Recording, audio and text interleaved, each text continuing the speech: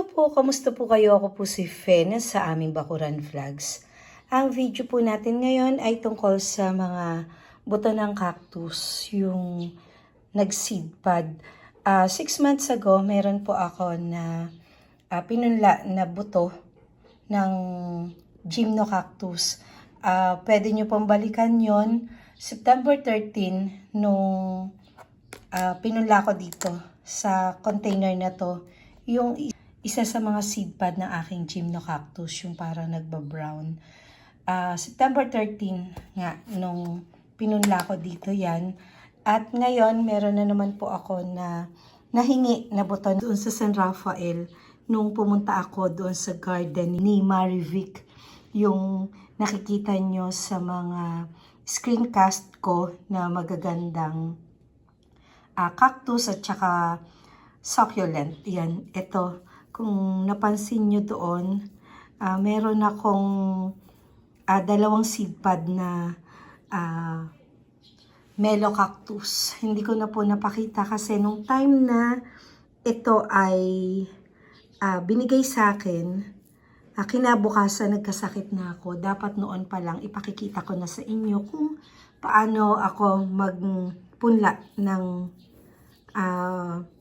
mga buto galing sa seed pod ng Melo cactus, kasi nga po meron na po akong napatunayan na nakabuhay na po ako nung pandemic. Yun po yung lagi kong pinakikita sa inyo na nandoon sa may grotto, sa may DIY wheelbarrow, 6 na piraso po yung nabuhay na Melo cactus. Ngayon po meron na naman ako na ipupunla. Dito ko po ipupunla iyan. Pero yan, ang pinakalupa po niya na gagamitin ko ay yung garden soil at saka hinaluan ko po ng mga pumice. Yan, yung mga bato-bato na maliliit na yan. Yan lang po yung ginagamit ko na pang punla. Tapos, eto po, i-update ko kayo. Bale, isang seed pod po yung pinunla ko dito noon ng gymnocactus. At wait, bago ko ipakita sa inyo yan, pakikita ko lang sa inyo kung saan ko kinuha yung seed pod para maalala nyo. Ayan, eto. Dito, sa gymno na to, yan, eto. Dito ko po kinuha yung seed pod na pinunla ko ng September 13 na i-update ko sa inyo ngayon. Meron naman ako nabuhay na ilang piraso at ayan, nagiging brown siya kapag kulang sa tubig. Kasi ito full sun to mula morning sunlight hanggang hapon na may araw dito, kaya ganito. Tapos parang twice a week lang ako magdilig. Yan, ganyan lang. Diyan ko po kinuha yung seed pod. At syempre, eto nga po. Yan, nawala na yung nilagay ko dito na September 13. Pero makikita nyo naman doon sa nakaraang video ko 6 months ago na nilagyan ko yan ng September 13. Yan, basta nandito lang po yan sa container na to, tapos hindi ko dinidiligan, pinababayaan ko lang po siya. Nandito siya sa aking plant rack sa ilalim. Hindi naman siya direct na nakalagay sa sunlight itong container na to. Ito na po yung update ko. Yan, kung mapapansin nyo yan, bali 5 lang po yung tumubo. Kasi isang seed pod na maliit lang naman po yung nakuha ko doon. Ilang piraso lang po.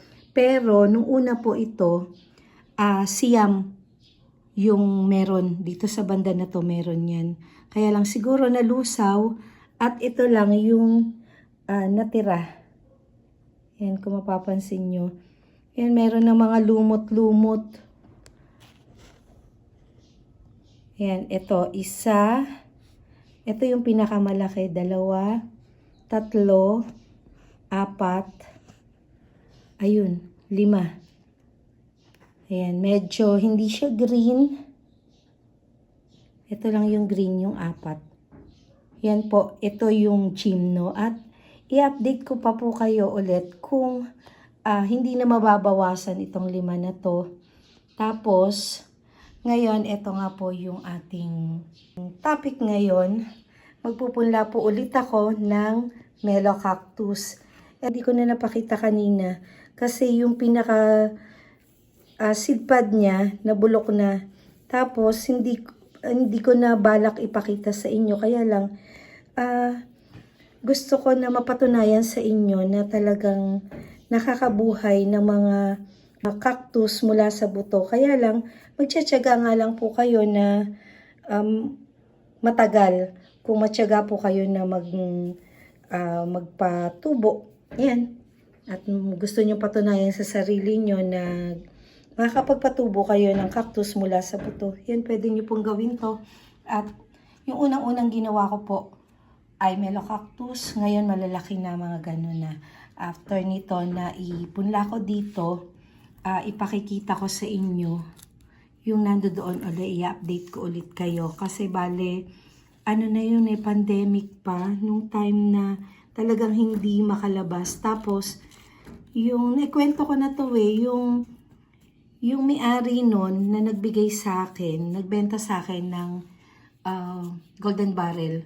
Kasi ninakawan siya ng mga cactus, yung isa sa mga nagbebenta dito malapit sa amin. Tapos, binenta niya sa akin kasi nga, walang natira, yun na lang yung natira sa akin. Tapos, binigyan niya ako ng seed pod ng Melo Cactus. Tapos, tinry ko na ipunla. Ayan, medyo malalaki na, 6 na piraso na lang po yung natira. Mula sa napakarami na buto.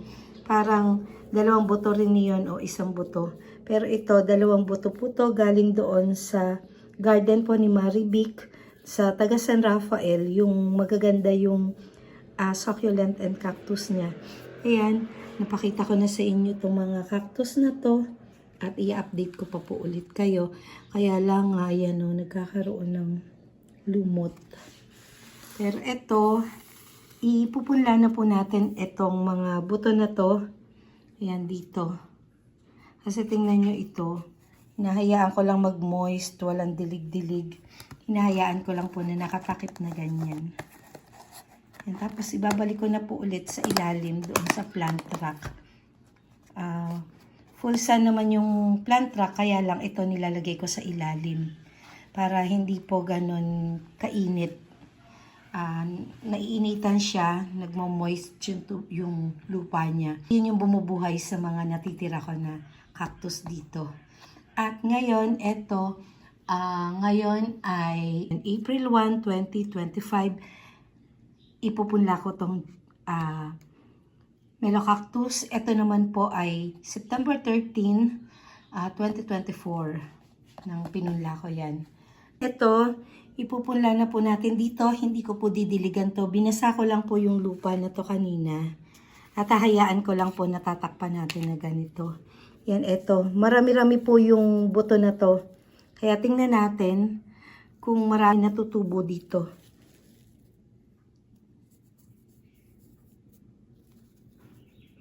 Yan, bali, yung pinatubo ko po noon, nung pandemic, sariwa yun eh. Ito po kasi, hindi ko talaga naasikaso kaagad kasi nga, anong binigay sa akin to kinabukasan, nagkatrangkaso na ako yan. Hanggang ngayon, may ubo na bahagya at saka sipon pa.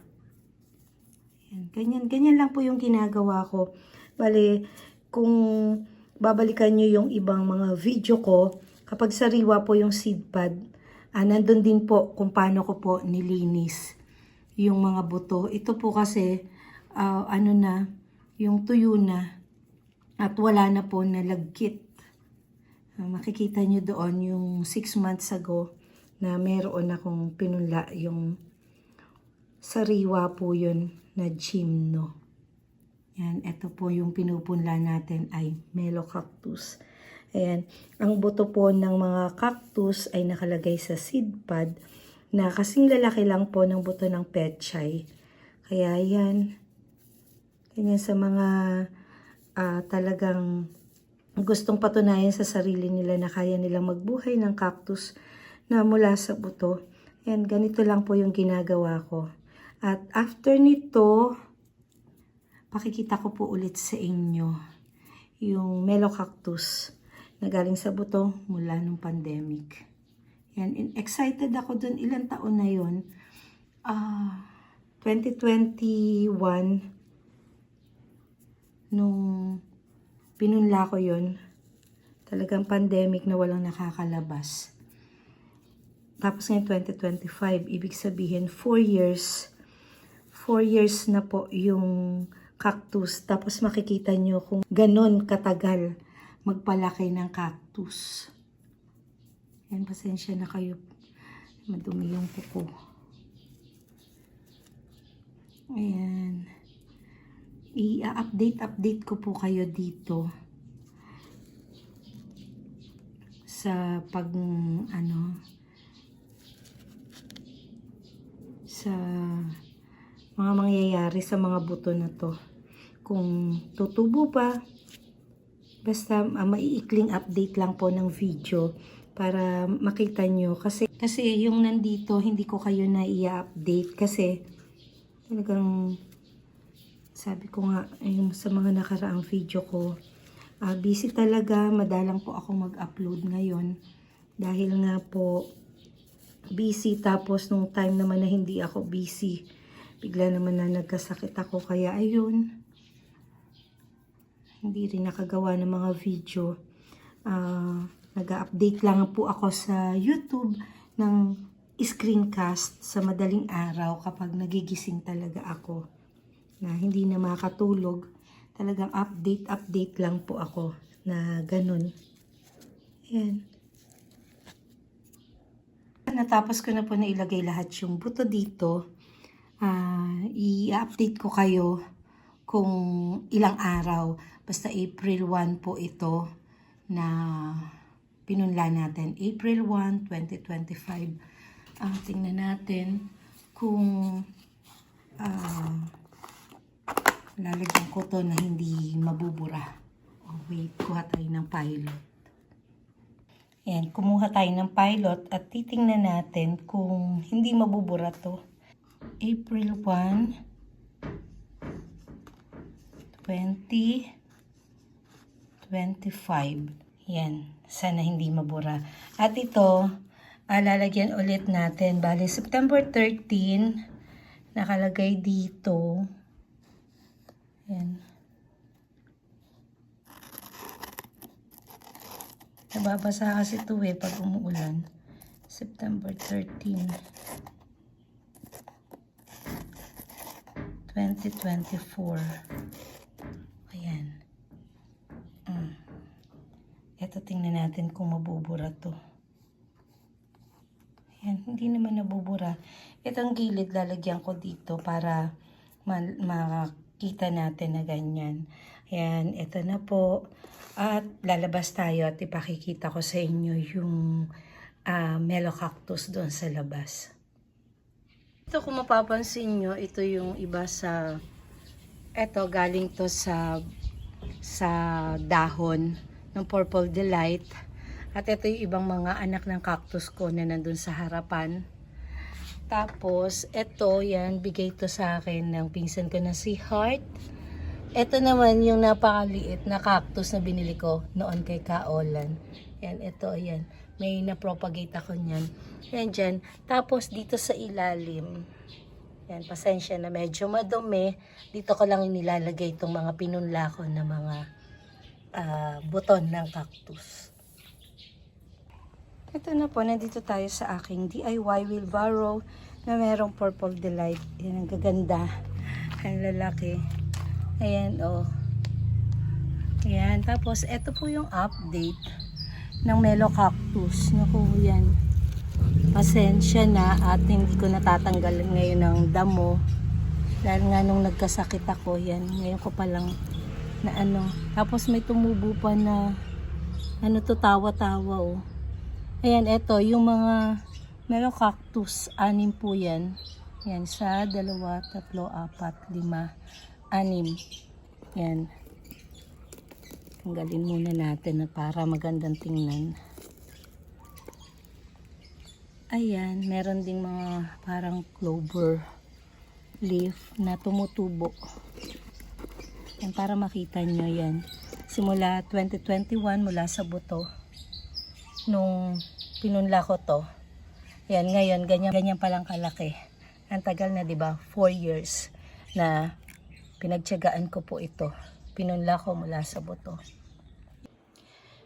Hello po ulit. Hindi ko po natapos yung pag-video ko noong April 1 dito sa pagpupunla ko ng buto ng cactus. Ito yung buto ng Melo cactus.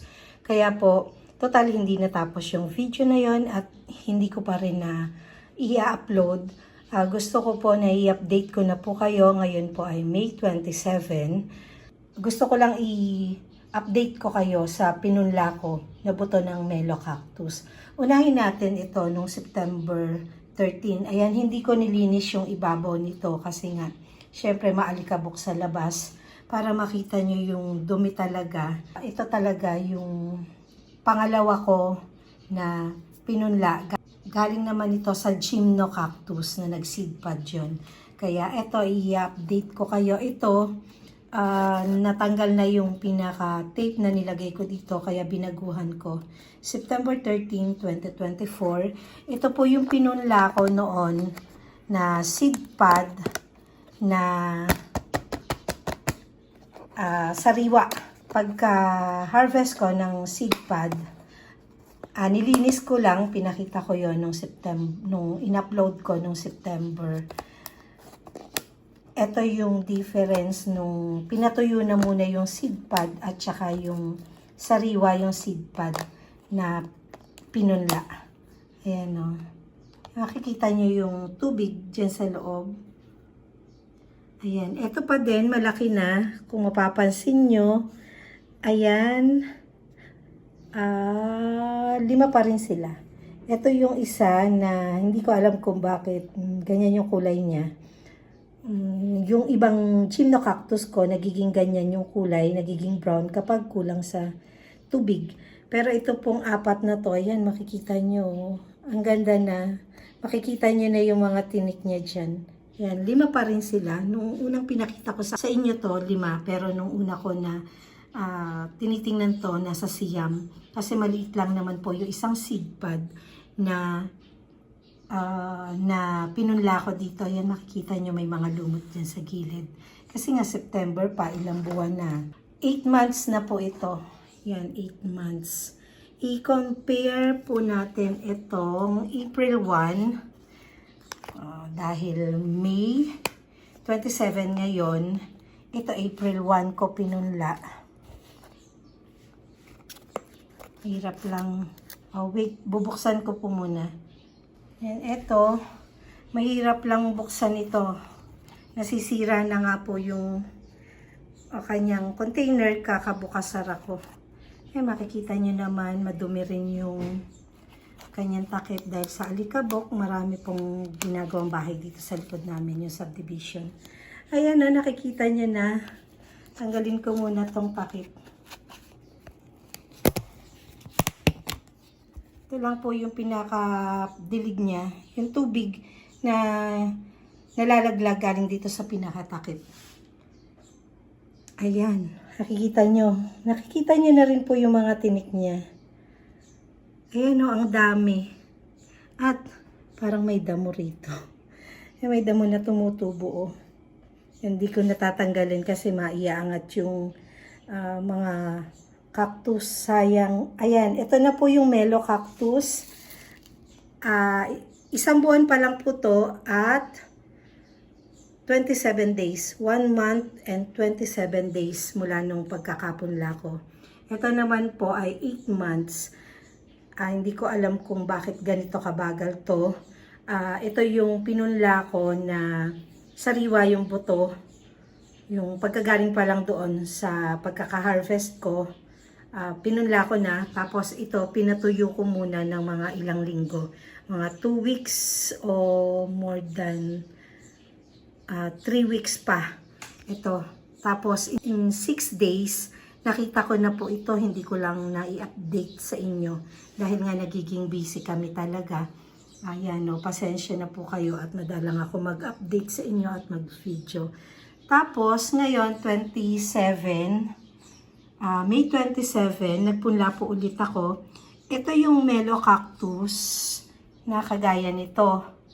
Ito naman po, Melo Cactus din, iba ang variety. Hindi ko na pinakita sa inyo yung pagkakapunla ko ngayon kasi nga masyadong hahaba na yung video kasi simula noong April 1 nung pinunla ko to hanggang May 27, yan, dito ko natatapusin yung video mula nung April 1. Kaya yan, ito na po yung update ng mga Melo Cactus at ito yung Gymno Cactus. Maliit na seed pod lang po to na iisa galing sa aking inaalagaan. At ito, bigay lang po to ni Marivic ng taga San Rafael. Yan, ito po yung pinunla ko na to. Galing din doon kay Marivic. Bali, meron dito na 2 weeks na naibigay sa akin na pinatuyo ko. Tapos hinalo ko na. Tapos nung last week lang, binigyan na naman ako ng 2. Kaya ito, pinagdalawa ko na pero magkaibang variety po to ng Melo Cactus. Yan, hindi ko na po pahabain yung aking video. At in-update ko lang po talaga kayo para matapos na yung video na ginawa ko noong April 1.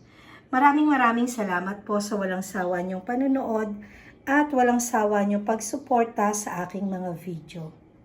Sa mga subscribers, sa mga silent viewers, sa mga nanonood at napadaan lang pero hindi po nag-i-skip ng ads, maraming salamat po sa walang sawa niyong panonood at walang sawa niyong pagsuporta sa aking mga video. Keep safe everyone! God bless!